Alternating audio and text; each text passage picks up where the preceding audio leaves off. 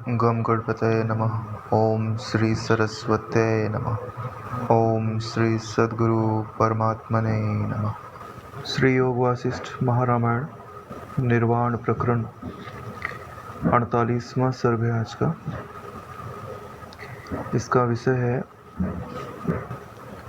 उत्तम वैराग्य के दृढ़ होने पर पुरुष को जिन लक्षणों की प्राप्ति होती है उन लक्षणों का वर्णन है, और ज्ञान निष्ठा की प्राप्ति होने पर जिन लक्षणों की प्राप्ति होती है उनका भी वर्णन इस 48वें सर्ग में किया जाएगा। सबसे पहले वैराग्य की दृढ़ता हो जाने पर पुरुष में जो चिन्ह दिखाई देते हैं उनको बतलाते हुए कहते हैं, महाराज वशिष्ठ जी ने कहा, हे भद्र, जब पुरुष को संसार से विरक्ति उत्पन्न हो जाती है, जब साधु पुरुषों का समागम प्राप्त हो जाता है, जब तत्त्वमसि आदि महावाक्यों का अर्थ बुद्धि द्वारा भावित हो जाता है, जब भोगों की तृष्णा चली जाती है, जब विषय नीरस बन जाते हैं, जब साधुता का उदय हो जाता है, जब प्रकाशमय आत्मा सामने आ जाता है तथा जब हृदय में अपने उदय की पूर्ण भावना हो जाती है, तब वह विवेकी पुरुष धनों को ऐसे नहीं चाहता जैसे अंधकारों को, और यदि वे पास में विद्यमान हो तो उनका ऐसे त्याग कर देता है जैसे घर में से सूखे उच्छिष्ट पत्तलों का मनुष्य त्याग कर देता है। ये बात बता रहे हैं कि जो उत्तम वैराग्य है वो तो ज्ञान की सिद्धि होने के उपरांत दिखाई देता है। जो प्रारंभिक वैराग्य है वो तो प्रयत्न पूर्वक किया जाता है, लेकिन जो स्वाभाविक दृढ़ वैराग्य है, देखो जो ब्रह्म है ना, उसको सन्यासी कहा जाता है। उसकी कोई परंपरा नहीं होती है। जिसकी कोई परंपरा नहीं होती है तो वह किसी से संग नहीं रखता, असंग होता है। देखिए जो क्रम से इन्होंने बताया है उस पे एक नज़र फिर से डाल देते हैं। जब जब जब करके इन्होंने अपनी बात रखी है, और अंत में क्या बोला है कि जब ये सारी चीज़ें आ जाती हैं तब होता क्या है। बोले जो बाह्य पदार्थ है ना, जिनको हम धन के रूप में बोलते हैं, यानी कि पांचों इंद्रियों के जो विषय में धन्यता की बुद्धि है कि ये इनमें जो परम मनोरमता है वो मुझे उपलब्ध हो जाए, तो इनमें जो परम मनोरमता की भावना है वही धन से कहलाती है।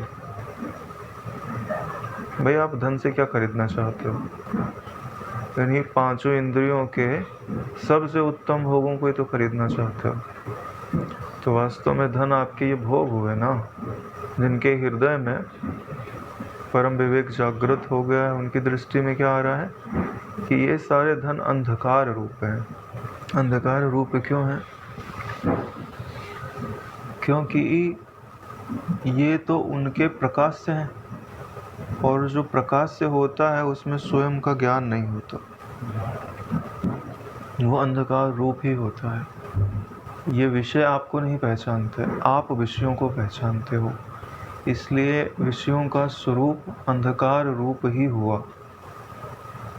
तो बोलते हैं कि जब इन विषयों की सिद्धि स्वयं मुझसे ही होती है तो मैं इनकी पराधीनता या इनका आश्रय क्यों स्वीकार करूं?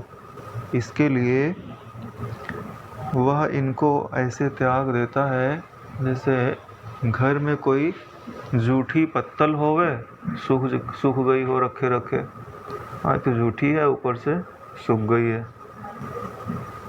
हरी होती तो क्या पता धो के दोबारा काम चला लेते।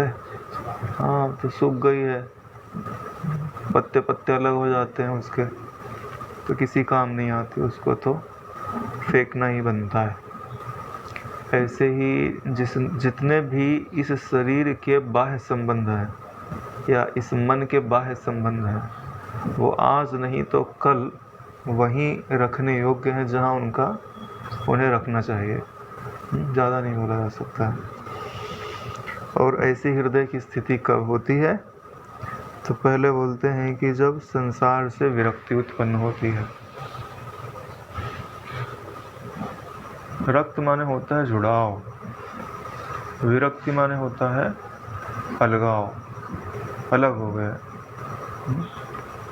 संसार से विरक्ति का मतलब होता है कि संसार अलग है और मैं अलग हूँ। मेरे सुख का आश्रय संसार नहीं है, ना मैं संसार का अंग हूँ और ना मुझे संसार से कुछ प्रयोजन है। इसी को संसार से विरक्ति बोलते हैं। फिर बोलते हैं कि पहले विरक्ति हो, फिर क्या हो? बोले साधु पुरुषों का समागम हो। समागम का क्या अर्थ होता है? कि उनके पास में बैठ करके, आगम शब्द जो होता है ना, ज्ञान के लिए आता है। सम्यक जो ज्ञान है उसको ग्रहण करे तो समागम हुआ। ऐसे बैठ के आप जो है वो और कुछ बात बता रहे, आप किसी और चिंतन में लगे हुए हो तो समागम नहीं कहा जाएगा। जैसे कोई अग्नि के पास बैठे और अपना दिया ना जलाए तो क्या फ़ायदा होगा अग्नि के जलने का? हटेगा वहाँ से तो फिर अंधेरा ही अंधेरा। जब समागम प्राप्त हो गया तो इसका मतलब क्या होता है कि जो तत्वमसि आदि महावाक्य के अर्थ हैं उनसे बुद्धि जो है वो भावित हो जाती है। यानी बुद्धि महावाक्यों के अर्थ की भावना करने लग जाए कि मैं वही तत्व हूँ, और इसी भाव में वो सदैव भावित रहे। शरीर चाहे चले, चाहे घूमे, चाहे खाए, चाहे लेवे, चाहे देवे, वो हमेशा उसकी बुद्धि का यह निश्चय होता है कि शरीर की क्रियाओं से मेरा कोई प्रयोजन नहीं है। मैं तो वह सत्ता हूँ जिसमें ये समस्त आकृतियाँ कल्पना की भांति प्रतिबिंबित होती हैं। ऐसी भावना से उसकी बुद्धि भावित है। जिस चीज़ से कोई वस्तु भावित हो जाती है ना, तो उस वस्तु की सुगंध आते रहती है, जिस चीज़ का उसमें भावना दे दी जाती है। तो बुद्धि से हमेशा अहम ब्रह्मास्मि, मैं अपरिच्छिन्न अद्वितीय ब्रह्म हूँ, मैं साक्षी हूँ, अलग हूँ, असंग हूँ, ये पहली भावना है। पूर्ण भावना क्या है? हाँ देखो, ऐसे ही हम भी ब्रह्म चिंतन के लिए बैठते हैं ना, जैसे ये व्यक्ति आ रहा है ना, ऐसे ही नानात्व के विचार हो जाता है।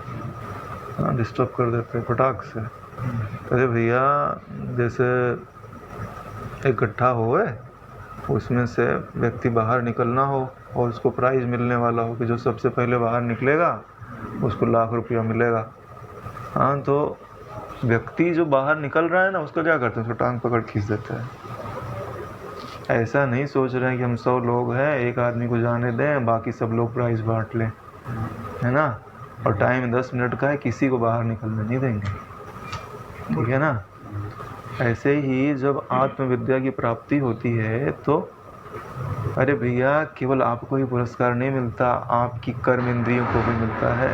हाँ, तो बात चल रही थी कि तत्वमसि आदि के जो वाक्यों का अर्थ है उससे जो बुद्धि है वो भावित रहती है। अगर महापुरुषों का समागम प्राप्त हुआ और हमारी बुद्धि ने उस भावना को ग्रहण नहीं किया, वैसी भावना नहीं की, तो साधु का समागम व्यर्थ चला जाता है।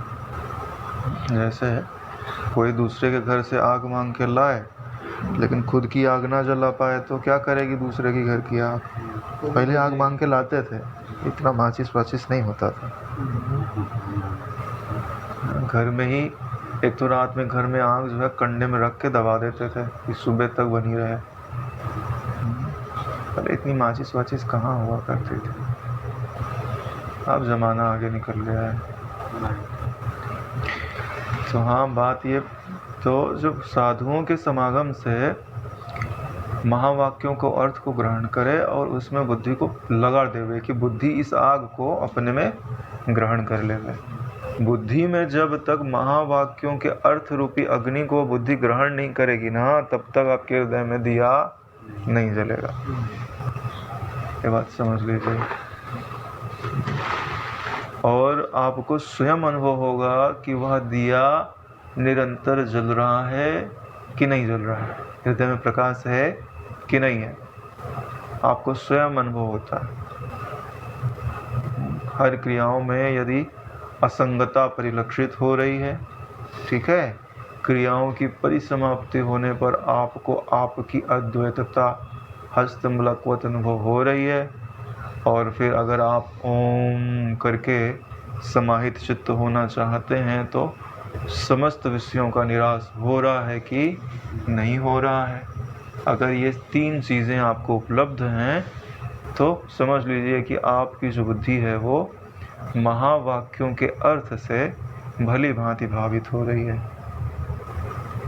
असंगता, अद्वैतता और अद्वैतता में विश्रांति, तीन चीज़ें हैं।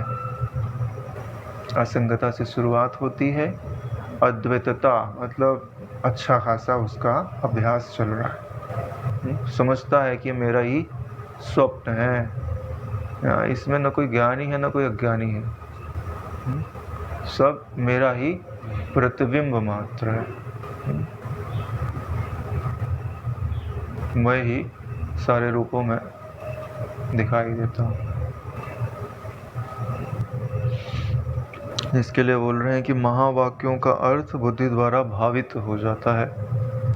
फिर कहते हैं अरे भाई बुद्धि तो एक ही है, अब चाहे महावाक्य के अर्थ को ग्रहण कर ले, चाहे विषयों से भावित हो जाए, चाहे महावाक्य के अर्थ से भावित हो जाए। अब महावाक्य के अर्थ को धारण कर लिया तो अब विषयों का अर्थ जाता रहा। इसके लिए बोल रहे हैं कि भोगों की तृष्णा चली जाती है। अब काहे की तृष्णा बची? अद्वैत वासना। अब बोले संसार में 2-3 लोगों को ही होती है। संसारे द्वित्रीणामी पुंसाम अद्वैत वासना। यानी मैं एक ऐसा यज्ञ कर रहा हूँ जिसमें समस्त द्वैत वस्तुओं का हवन कर दूंगा। जैसे सर्प यज्ञ किया था ना, ऐसे ही ज्ञान यज्ञ होता है।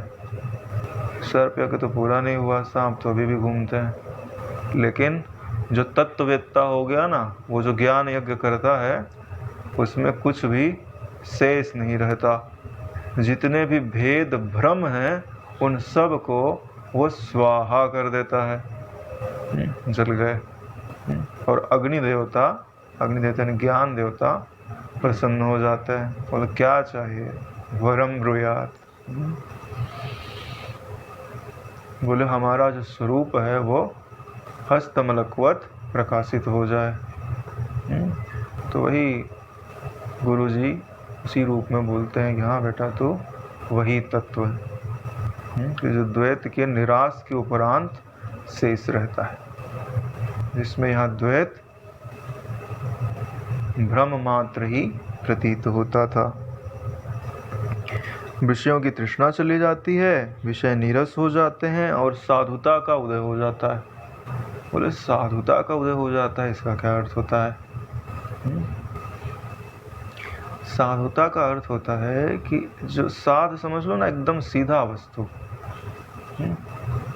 सीधे सीधे साध, इसी से शब्द बनता है सीधा, ऋजु, सरल, ठीक है ना।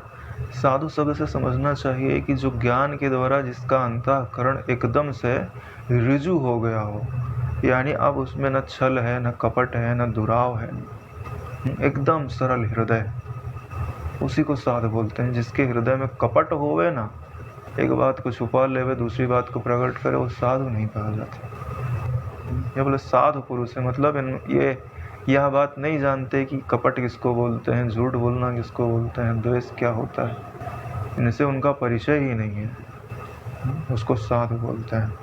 तजि मद मोह कपट छल नाना, करहु सद्य ते साधु समाना, है ना। जोई होई जीव चराचर द्रोही, आए शरण सभय तक मोही। बोले शरण आ गया, बोले इतने से ही साधु नहीं बनाता। तजी क्या छोड़ दिया, मद मोह कपट छल नाना, ये सब छोड़ दो, जिसमें ये नहीं है उसी को साधु बोलता है। तो उसकी साधुता का उदय हो जाता है, क्योंकि ये जितने चीजें हैं ना, ये सब क्यों आते हैं, अनात्म अहंकार के कारण। मद किसके कारण आएगा, मैं आत्मा हूं, कभी इस बात का मद होता है क्या? अरे दूसरा है ही नहीं, किसके सामने दिखाएगा? हाँ, मोह होएगा, दूसरा है ही नहीं। सपने से जगने के उपरांत तो बोले सपने की इस वस्तु से मेरे को मोह है, तो ऐसा तो कभी दिखाई नहीं देता नारायण। जब प्रकाश में आत्मा सामने आ जाता है, सामने आ जाने का मतलब ऐसा नहीं है कि तुम मनुष्य हो, तुम्हारी आंख के सामने कोई वस्तु आ गई, प्रकाशित हो जाता है। जैसे बुद्धि के सामने यह वस्तु आ गई, यानी बुद्धि ने उस वस्तु को जान लिया। जैसे आप कोई वस्तु भूल गए हो, आपको याद आने के लिए पूछा जाए, प्रश्न किया जाए, थोड़ी देर हाँ यार याद तो आ रहा है, अभी बस आने वाला है। जैसे ही याद आ जाता वैसे आप क्या बोलते हैं कि यह वस्तु मेरे बुद्धि के समक्ष उपस्थित हो गई है। तो जब आपके समक्ष आपका स्वरूप प्रकाशित हो जाता है तो क्या बोला जाता है, प्रकाश में आत्मा हमारे सम्मुख आ गया है। अरे हम ही हैं। जब हृदय में अपने उदय की पूर्ण भावना हो जाती है, जब हृदय में, बहुत बढ़िया वाक्य है, जब हृदय में अपने उदय की पूर्ण भावना हो जाती है, तो अभी तक हम अपने हृदय में ही सोए हुए थे, अब हम अपने हृदय में जगे हुए। उदय का मतलब होता है जगना, और कैसा जगना, पूर्ण ऐश्वर्य के साथ जगना। बोलते ना इतिहास में नहीं आता, अब इनके साम्राज्य का उदय हुआ, यानी अब वो राजा बने। तो जब आप अपने हृदय में स्वयं राजा बनते हो, तब कहा जाता है कि आपके हृदय में उदय की पूर्ण भावना हो गई है कि अब मैं उदित हो रहा हूँ। आप उदित हो रहे हो मतलब हृदय में समता उदित हो रही है, असंगता उदित हो रही है, अद्वैतता उदित हो रही है, आनंदता उदित हो रही है, मुक्तता उदित हो रही है, धन्यता उदित हो रही है। अरे नारायण, फिर सिद्ध जन आपको देखेंगे और आपका दर्शन करने के लिए आएंगे। पढ़े थे ना उस दिन, है ना, विवेकी पुरुषों को दर्शन करने के लिए सिद्ध जन आते हैं, प्रणाम करते हैं, स्तुति करते हैं उनकी। अरे धन्य हुआ भैया, मनुष्य जन्म पाया वो भी कलयुग के अंदर, और ऊपर से ब्रह्म ज्ञान को अपने हृदय में रखा हुआ है। अरे ब्रह्म ज्ञान ऐसी वैसी चीज नहीं है, देवता भी तरसते हैं अद्वैत ज्ञान की सिद्धि के लिए, क्योंकि इस ज्ञान की अगर सिद्धि हो गई ना, चलो आपको एक बात बताता है, ये जो देवता आदि बनते हैं ना, तो इनको अपने पराभव का डर होता है। ठीक है, जो कोई शास्त्र सम्मत शुभ कार्य होता है और उसमें जब बहुत विघ्न डाले जाते हैं, तो यह निश्चित समझिए कि उस कार्य से आपका कल्याण होने वाला है। क्यों? ये विघ्न क्यों डाले जाते हैं? इसलिए डाले जाते हैं कोई श्रेष्ठ कर्म कर रहा है। कोई दारू पीने जाता है, कौन रोकता है? जब आदमी गिरने के लिए जा रहा हो ना, तो पुण्य खड़े होते हैं कि तू संभल जा। ठीक है, तो पुण्य तो आदमी के थोड़े मोड़े होते हैं। हाँ, देवताओं को भी अपने पराभव का डर रहता है, लेकिन जो ब्रह्मज्ञानी का शिष्य हो और उसने अपने जीवन भर ब्रह्म विद्या का अभ्यास किया हो और ब्रह्मनिष्ठा उसने प्राप्त कर ली हो, और ईश्वर की नियति देखे कि भाई अब एक जगह खाली हो रही है इस सृष्टि में, किसको रखा जाए, तो उसका जो वपु है उसको तो नियमानुसार अद्वैत ब्रह्म में लीन हो जाना चाहिए। लेकिन वो बोलती है कि भाई इस वपु को लीन नहीं होने देना है, इसको उठा करके यहाँ इस पद पर आरूढ़ कर देना है। तो ज्ञानी जन की ना कोई इच्छा होती है ना कोई अनिच्छा होती है। उनकी इच्छा अपने वपु को संभाल के रखने की भी नहीं होती है और मिटाने की भी नहीं होती है। नारायण, दोनों इच्छाएं चाहिए, ना इच्छा है ना अनिच्छा है। तो उनके वपु को वहाँ पर स्थानांतरित कर दिया जाता है। जब उनका वपु वहाँ पर स्थित हुआ तो उसको कभी पराभव का भय नहीं होता। नारायण, कि अब मुझे फिर से धरती पर जीव बना करके मृत्यु लोक में भेज दिया जाएगा, क्योंकि वह न धरती पे रहता है, न स्वर्ग में रहता है, न ब्रह्मलोक में रहता है। वो सदैव आत्मराज्य में निवास करता है। उनका बाह्य वपु चाहे धरती पर रख दिया जाए, चाहे पाताल में, चाहे अतल वितल तलातल, चाहे जहाँ रख दिया जाए, उससे उनको फर्क नहीं पड़ता। नारायण, इसके लिए ये जो ब्रह्म विद्या आप पा रहे हो, ये आपके सदैव उन्नत होने की निशानी है कि चाहे जहाँ रहे, चाहे ब्रह्म में लीन हो जाए या लोक लोकांतर में भी रहे। ऐसा कोई ज़रूरी नहीं है कि बोध होने के पश्चात कोई लोक लोकांतर में उसका वपु नहीं रहता, रह सकता है। अगला श्लोक है, उपयोगी भी बर्तन आदि ढो ले जाने में असामर्थ्य रखने के कारण जैसे पथिकों की दृष्टि से वे केवल भारभूत ही देखे जाते हैं। जैसे किसी को यात्रा करनी हो, उसके घर में ढेर सारे बर्तन होए, हाँ तो बोले भाई एक पतीली ले लो, हाँ इतने में काम हो जाएगा, इतनी बड़ी दूर जाना है, खिचड़ी बना खा लेंगे। इतने सारे बर्तन लेके जाएगा तो चल थोड़ी पाएगा। यानी अब उसे जो संग्रह किया हुआ है उसे छोड़ना है। ऐसे ही आप भी पथिक हो, अपने स्वरूप की ओर गति कर रहे हो। हाँ तो जितना ज़्यादा सामान आपने लेके रखा हुआ है वो ले जा करके उसको साथ में लेकर के आप यात्रा नहीं कर सकते। अरे बापूजी कहानी में तो सुनाते हैं, वो पहाड़ी पे चढ़ना था तो पत्थर बंधवा दिया उसको 5 किलो, हाँ जितना भी बनवाया हुआ, वो चलते चलते बेचारा थक जाए तो बोले अब उतार दो। अंत में उसको एक पत्थर भी भारी लग रहा था। जैसे जैसे चढ़ते जाओगे आपको भार ज़्यादा महसूस होता जाएगा, तो अंत में आप वो सब छोड़ दिया, बोले आप हास। ऐसे ही है, बाहर के जो पदार्थों का संग्रह है वह भी छोड़ना पड़ता है, वो तो छूट ही जाएगा। नारायण, क्यों? क्योंकि आपकी प्रवृत्ति उधर होएगी नहीं, और आपकी चित्त में जिन चीज़ों का संग्रह है वह भी धीरे धीरे धीरे धीरे छोड़ना पड़ता है। यानी सब कुछ भूल जाओगे, दृश्य विस्मृति पर्यंतम, सब कुछ भूलना है।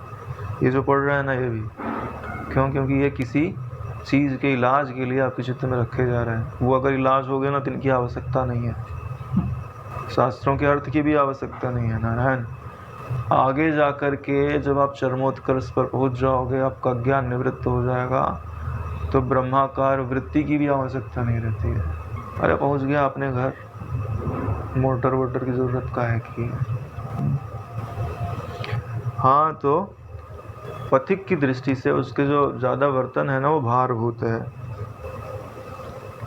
वैसे ही विवेकी पुरुष की दृष्टि से स्त्री बंधु आदि भी भारभूत देखे जाते हैं। अपने भाई बंधुओं से कब तक संबंध रखे, अपना समय अपनी सामर्थ्य ये खा जाते हैं, परंतु साहसा उनका त्याग नहीं करता। भाई साहसा क्यों त्याग नहीं करता? क्यों? क्योंकि ये उसकी कोई प्लानिंग नहीं है छोड़ने की, ठीक है, ये छूट रहे हैं स्वाभाविक, क्योंकि ऐसी गति ही है। अरे भाई तुम पूरब की ओर जाओगे तो पश्चिम की चीज़ें छूट ही जाएंगी ना, तो ये उनको छोड़ नहीं रहा है, ये अपने आप छूट रही हैं। ये खाली बताया जा रहा है कैसा घटेगा, परंतु सहसा उनका त्याग नहीं करता। यथाशक्ति यथा समय धीरे धीरे उनका उपचार करता ही जाता है, यानी उन्हें छोड़ता ही जाता है। यानी जो वस्तु जहाँ छूट रही है वापस उनको पकड़ने का यत्न नहीं कर रहा है, यही उनको त्यागना है। आप उनको पकड़ो नहीं ना तो अपने आप छूट जाएंगे, कोई पकड़े कहाँ है। हाँ, यानी कि जो घर परिवार का रूठ गया ना तो उसको मनाएगा नहीं, रूठ गया बढ़िया जाओ। हाँ, एक व्यक्ति का चिंतन कम हुआ। अब तुमको अगर दुख होगा तो हमको तुम याद नहीं करोगे, हमको प्रयास नहीं करना पड़ेगा। इंद्रियों के विषयों का वह अनुभव नहीं करता क्योंकि उसका मन अत्यंत शांत हो चुका है। इंद्रियों के जो विषयों का अनुभव है उनका वो अनुभव नहीं करता। क्यों? क्योंकि मन को अथाह शांति का अनुभव हो रहा है भाई।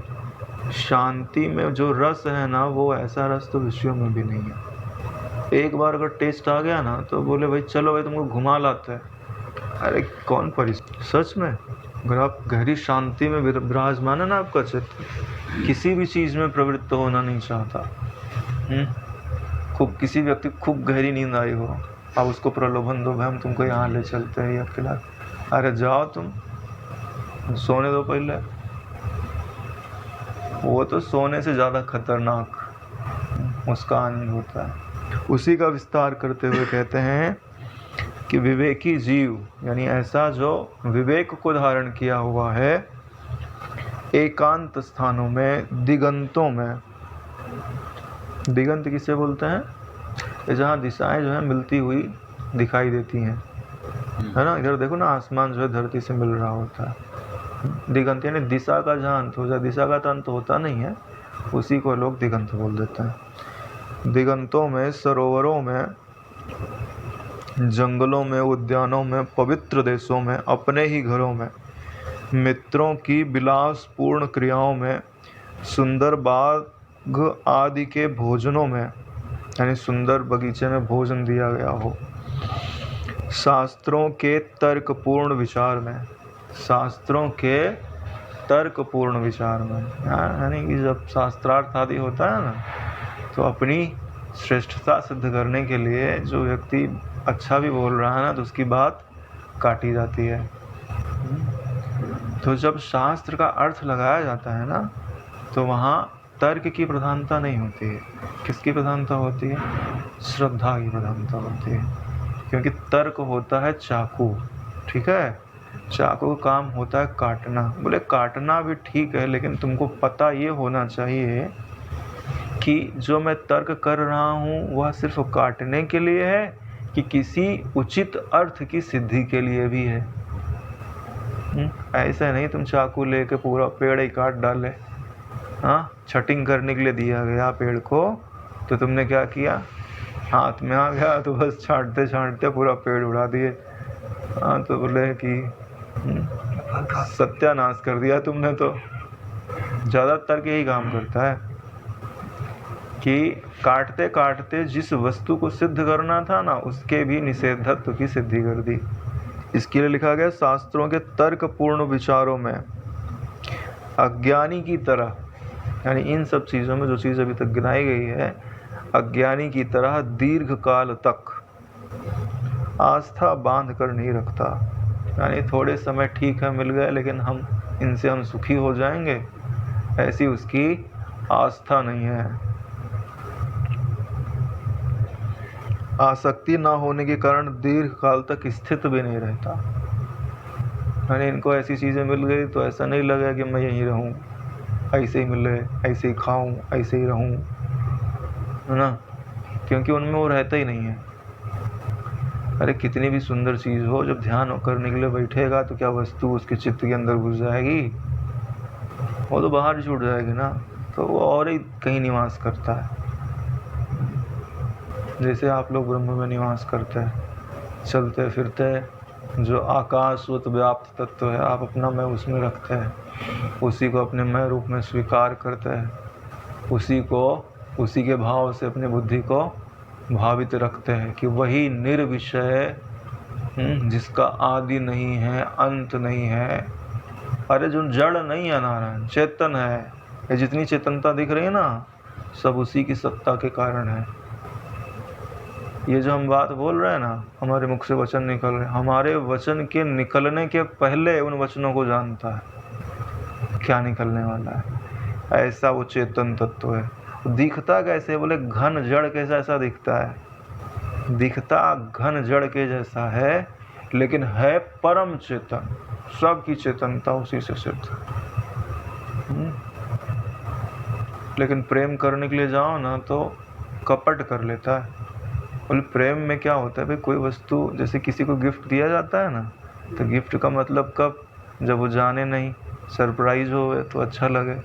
लेकिन वो परमात्मा रूप से है तो तुम्हारी हर बातों को पहले ही जान रहा है। हाँ, तो हम उसको गिफ्ट दें भी तो कैसे दें?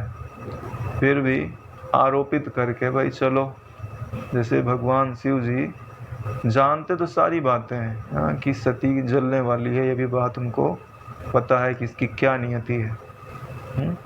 लेकिन कभी वो बातें उन्होंने सती को बताई नहीं कि तुम्हारी यही नियति है।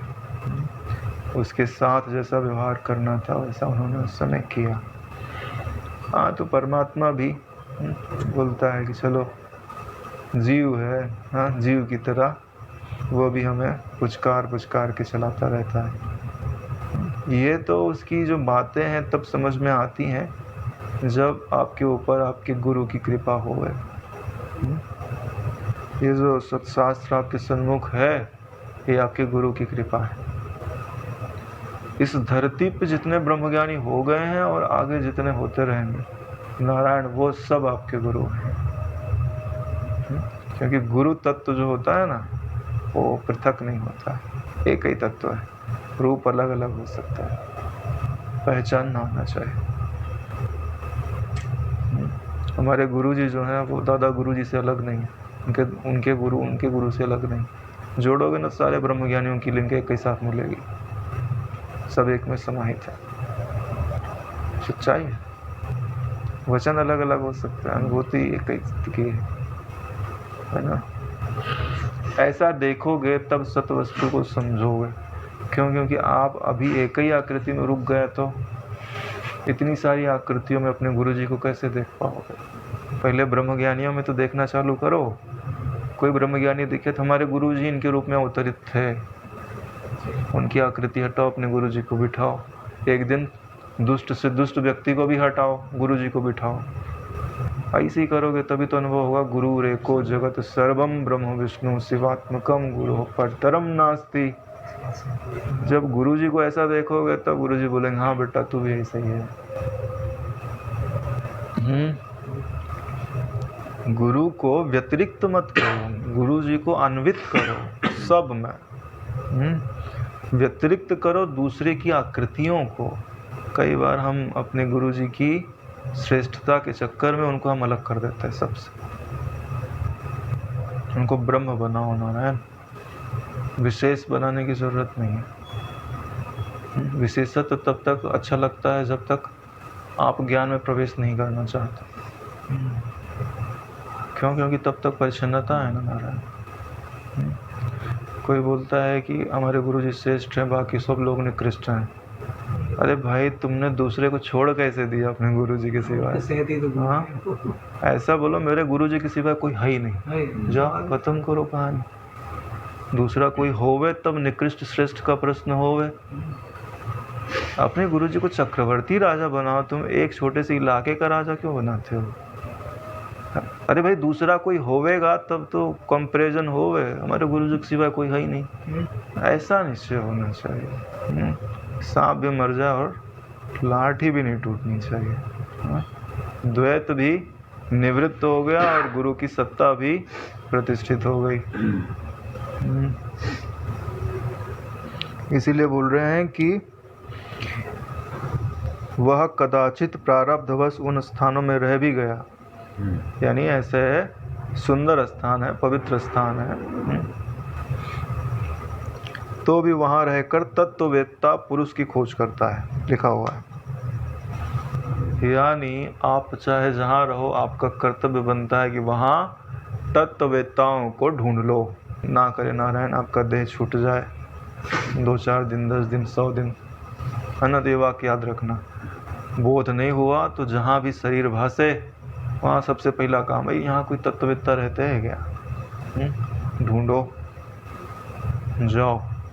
देखो ये जो भी चीज़ें बताई जाती हैं ना, वो केवल तत्वबोध के लिए नहीं, वो आपको सब प्रकार से तत्वबोध की ओर ले जाने के लिए।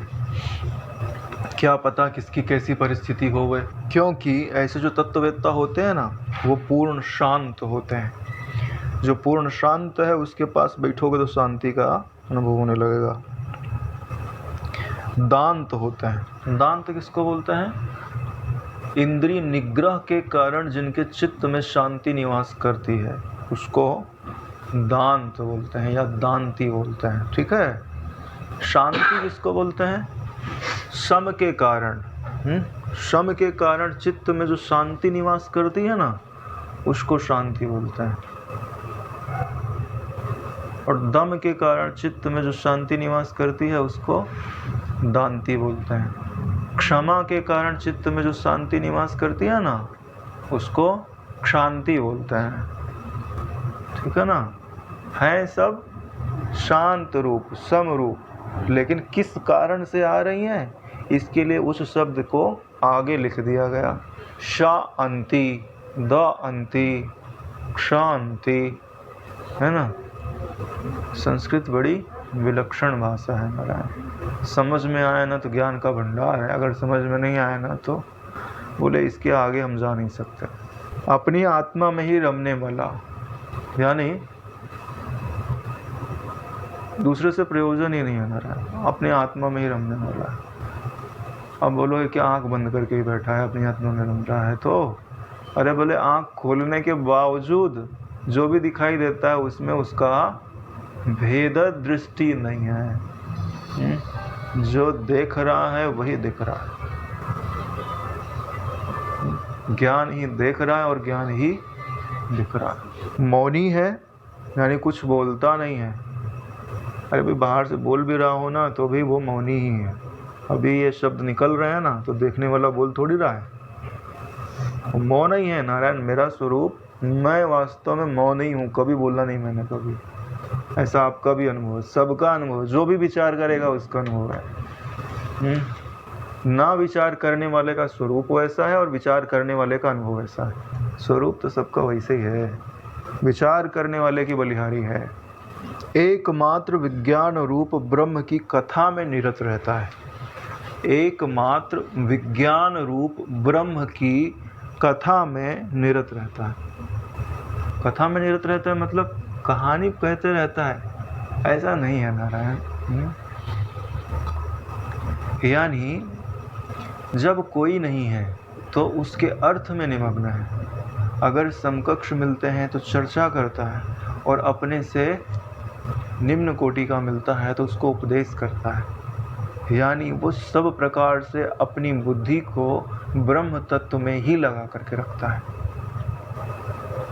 यह आपका प्रयास होना चाहिए, क्योंकि ईश्वर ने स्मृति तो दी ही है ना, चित्त भी दिया है, मन भी दिया है।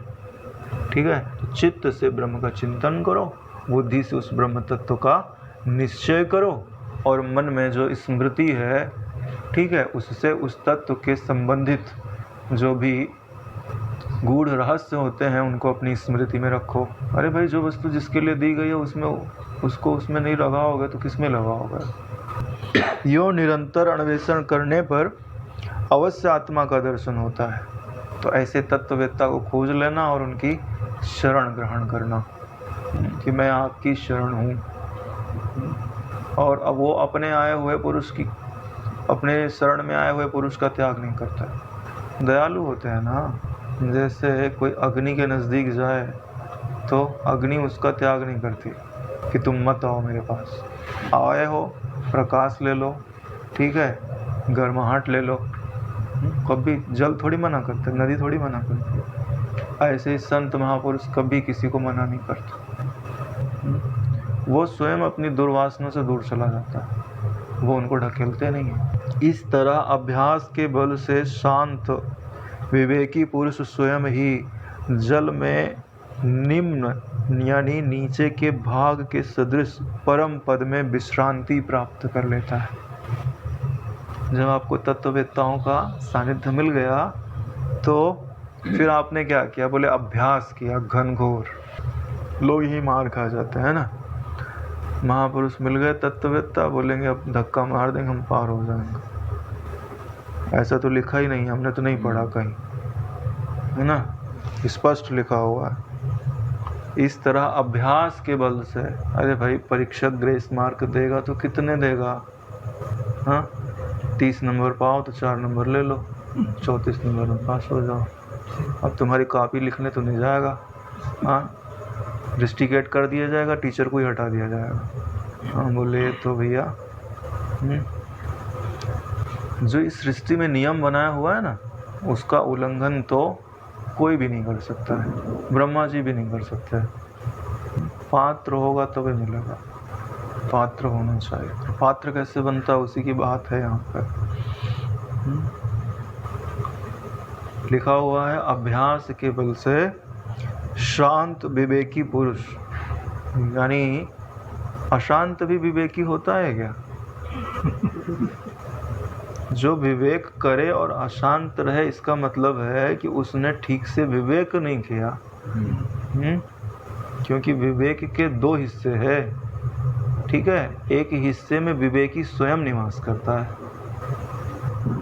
ये कोई आटा दाल चावल थोड़ी है कि उसमें कंकड़ निकल गया तो कंकड़ निकल के इधर रख दिया, दाल चावल इधर रख दिया। आत्मा अनात्मा का विवेक होता है ना, तो अनात्मा को हटाए तो आत्मा को कहाँ रखा?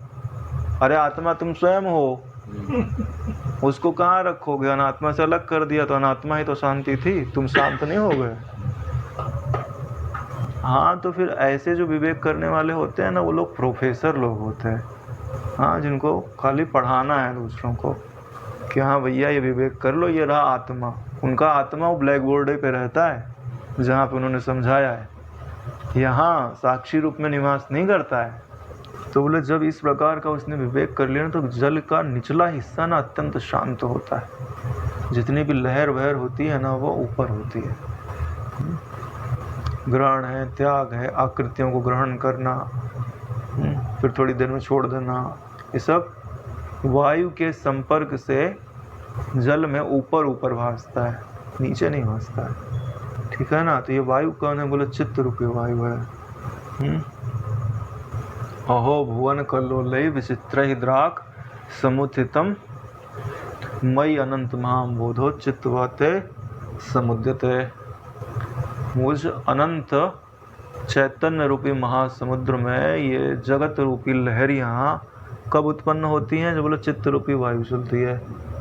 और तो चित्त रूपी वायु चलेगी तो ऊपर ही ऊपर उठाएगी ना, उसके अंदर थोड़ी ना चली जाएगी। तो अंदर में क्या रहता है? बोले गहरी शांति। उसी के लिए लिखा हुआ है कि जल में निम्न भाग के सदृश परम पद में विश्रांति प्राप्त कर लेता है। यानी यदि आपको विश्रांति प्राप्त करनी है तो गहरे जल में जाना पड़ेगा। यानी कहाँ जाना पड़ेगा? अपना जो चित्त है ना, इसकी गहराई में, यानी चित्त को कर दो शांत, ठीक है। और फिर विचार करो कि यह जो शांत चित्त है ये कहाँ रखा हुआ है, किस आकाश में रखा हुआ है। जैसे ही विचार करोगे वैसे ही चित्त आपका गहराई में चला जाएगा। ये पानी थोड़ी है कि हम उसके अंदर कूद गए और गहरे और गहरे, कौन लेके जाएगा?